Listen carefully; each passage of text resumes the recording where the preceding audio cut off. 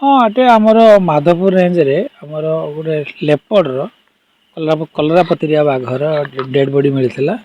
ତେଣୁ ସେଟାକୁ ଆମେ ପ୍ରପର ପ୍ରୋସିଜିଓରରେ ତାର ପୋଷ୍ଟମର୍ଟମ କରାଗଲା ଆଉ ପ୍ରପର ପ୍ରୋସିଜିଓରରେ ତାର ପଞ୍ଚନାମା ତିଆରି କରାଗଲା।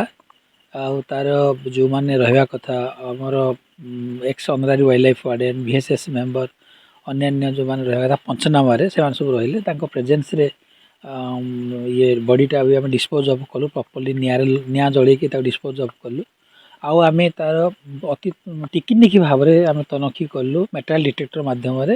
ସେଥିରେ କୌଣସି ପ୍ରକାର ବୁଲେଟ୍ ବା କୌଣସି ପ୍ରକାରର ଲୁହ ଜାତୀୟ ଦ୍ରବ୍ୟ ବା ଅନ୍ୟ କୌଣସି ଫରେନ୍ ଅବଜେକ୍ଟ ଯେଉଁଟା କି ଗୋଟେ ଅନ୍ନାଚୁରାଲ୍ ଡେଥ୍ ହେବାର ସନ୍ଦେହ କରାଯାଏ ସେମିତି କିଛି ମିଳିଲା ନାହିଁ।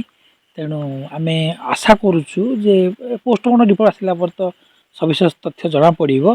ତେଣୁ ପ୍ରିଲିମିନାରୀ ହିସାବରେ ଆମେ କହିପାରିବା ଯେ ପ୍ରିଲିମିନାରୀ ଭାବରେ କହିପାରିବା ଯେ ହୁଏତ ଏଇଟା ଗୋଟେ କୌଣସି ପ୍ରକାର ନ୍ୟାଚୁରାଲ୍ ଡେଥ୍ ହେଇଥାଇପାରେ।